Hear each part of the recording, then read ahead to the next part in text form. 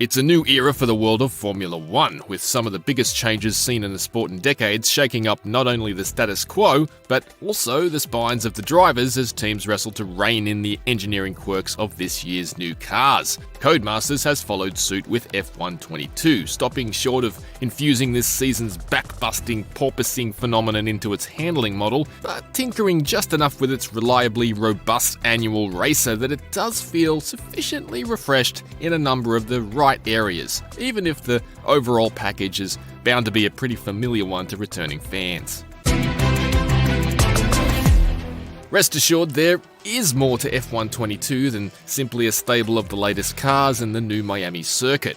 Visually, it's treading water this year, but small touches like neat new post-race clips of the battle-worn cars and updated camera angles on the old podium celebrations slightly rejuvenate parts of Codemasters' F1 series that have been stagnant for many years. The new race engineer and the ability to switch out commentator David Croft for Alex Jakes, why don't we talk about Ferrari? Similarly helps set F1 22 apart from the previous F1 games, which have been feeling increasingly recycled in this department. A new adaptive AI mode joins the standard and already huge list of driver aids and accessibility options, and seems to keep the pack within striking distance of less experienced racers, making for more exciting racing regardless of skill. I watched my 8-year-old duke it out with the adaptive AI, and while I can't quite observe the difference between the two available levels of it, it did seem to keep him in the hunt without making the AI roll over entirely. Bigger bullet points like the welcome inclusion of the F1 sprint race format and slick VR support for PC players are obviously harder to miss. The F1 series is quite late to the table when it comes to VR support, so I think it's unlikely veterans of other existing VR racing games will be wowed in quite the same way we were some years ago, but the novelty value of having it available in the official F1 series is very strong.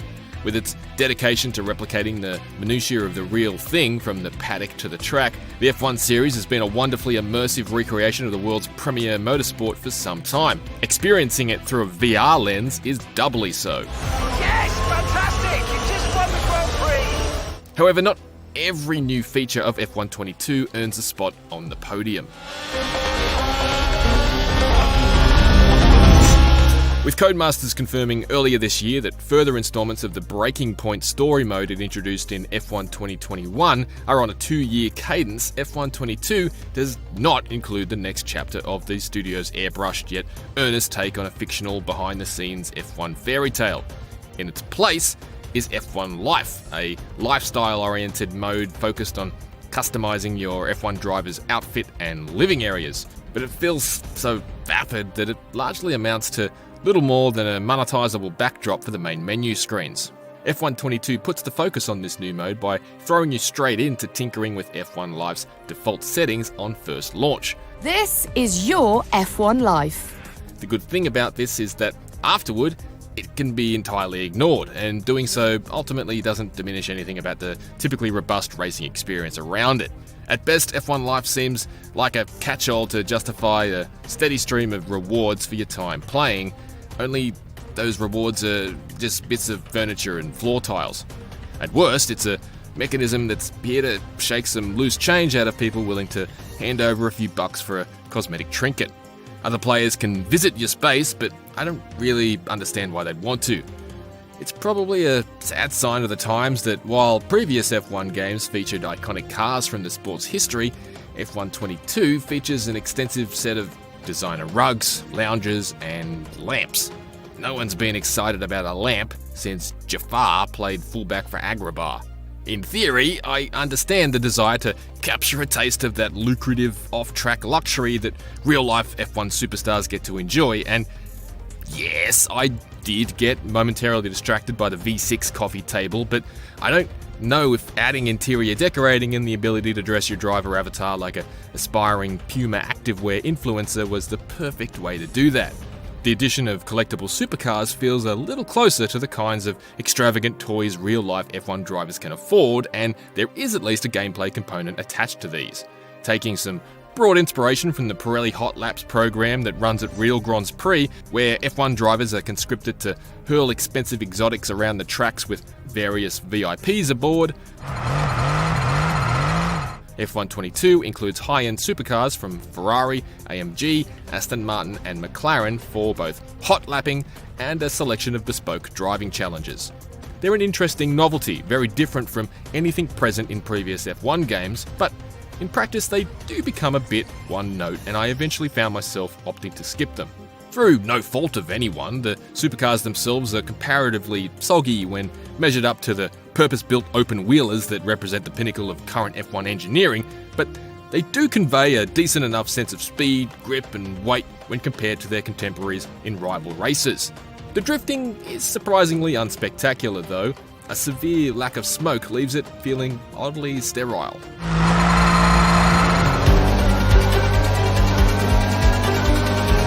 The real stars of F122, of course, are the new F1 cars, which are the sleekest looking in many years, though saddled with a few interesting handling idiosyncrasies that demand some adjustments from F1 2021. With their bigger wheels and tyres, plus their added bulk, 2022's F1 cars are the heaviest they've ever been. They're also lower and stiffer, with less top body downforce and a renewed focus on ground effect aerodynamics, sucking the cars into the asphalt the faster they go. In F122, this is translated to cars that feel like they've lost a fraction of their nimbleness and feel a little more violent over curbs and humps. Additionally, I've found I've needed to be even more delicate on the throttle coming out of corners than in previous years, though they also seem a little more prone to understeer coming into them. The upshot is a handling model that I'd hesitate to say is better than that of the old cars in F1 2021 and previous editions, but it is one that feels credibly in line with the known characteristics of the new ones. It's just different, and the nuances of the new cars are, at a minimum, an interesting challenge to tackle. However, while some noticeable changes have been injected into the handling, the real meat of F1 22, the excellent My Team mode first introduced in F1 2020, remains mostly the same. Campaign through GPs, complete R&D, juggle finances. If you've played through F1 2020 or F1 2021, you'll know what to expect.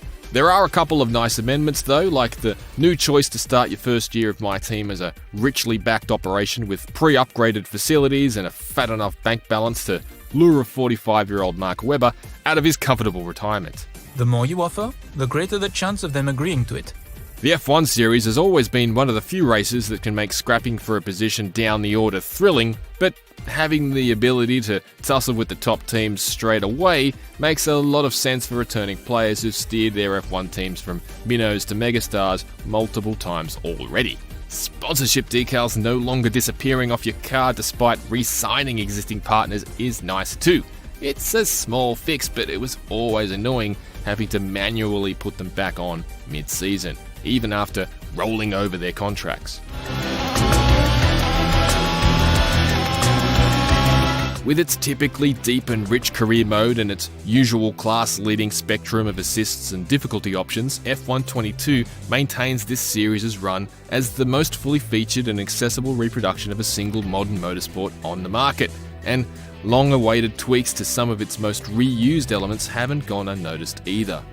It's not quite as bold as F1 2021 though, and the footwear and furniture-focused F1 Life mode really isn't a patch to cover the lack of more of last year's ambitious story mode.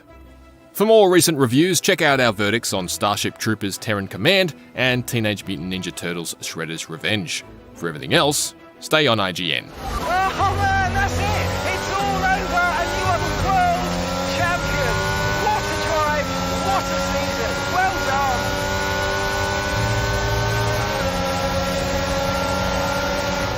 And so the celebrations begin, and well earned they are indeed. It may have looked simple at times, but as any racing driver will tell you, competing at this level at the very